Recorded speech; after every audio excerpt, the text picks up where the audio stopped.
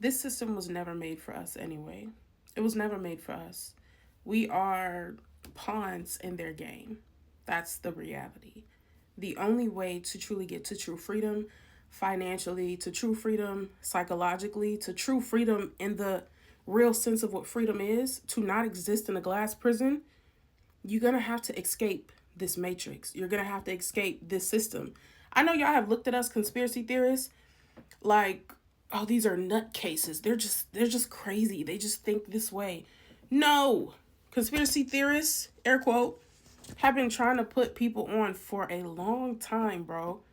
Have been trying to show people that, okay, this matrix exists. I know you think you're simply just clocking in and clocking out so that you can provide a life for you and maybe your children, but you exist in a system that was created to stifle your growth, to block your access to the divine, to cause you to not operate holistically in who you were supposed to be this whole time. We've been trying to tell you this. It's deeper than just the government did XYZ. 9/11 was an inside job. It's deeper than that. It's deeper than reptilians. It's deeper than that. It's psychological warfare. This is why when I talk about how individualism has become this main thing, and I'm not a fan of it because we are stronger in numbers, bro. We're stronger in numbers. TikTok brings us together greater than any movement that could have possibly happened in the past.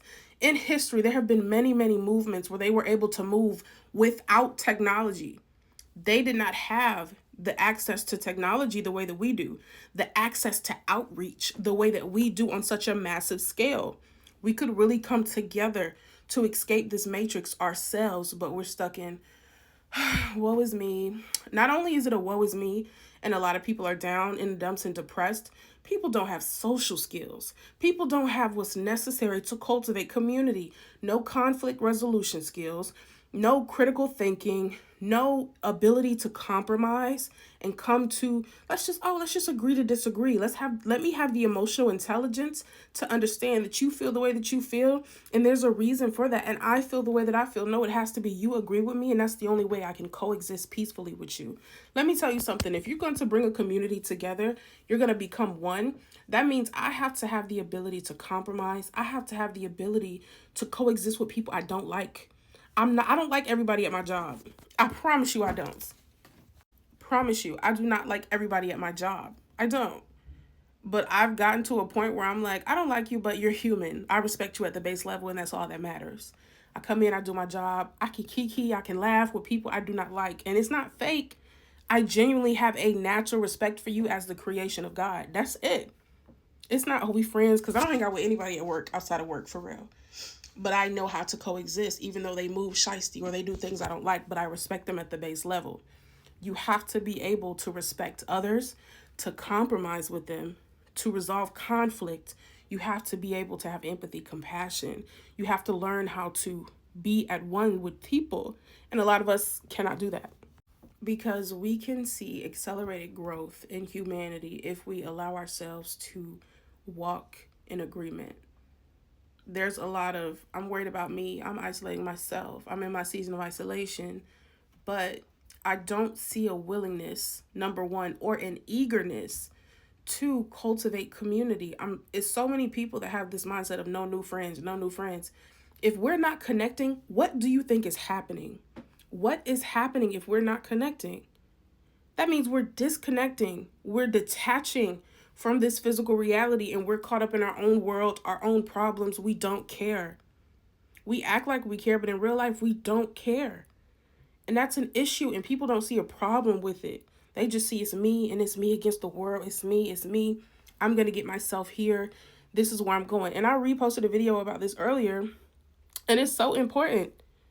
You being an individual is not going to get you to where you need to go. Yeah, you're going to step on people on the way up. You're going to avoid building community when you can have a community that supports you on your way to the top. You can have a community of like-minded individuals that are on the same path as you. And let me tell you something about community also, because I have had different seasons of my life where I was surrounded by beautiful people. The conversations that you have, the support that you have around you makes a world of a difference.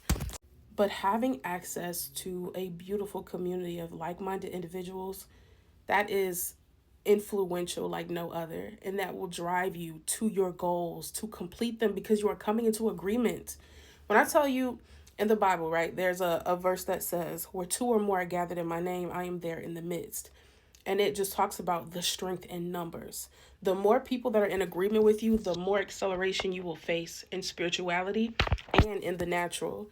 So when you are surrounded by people that support your goals, your visions, and they're having conversations that maybe will, of course, benefit you, but also that you're not really privy to, you can sit in on these conversations and you begin to accelerate within your knowledge because you're hearing information that you did not know prior.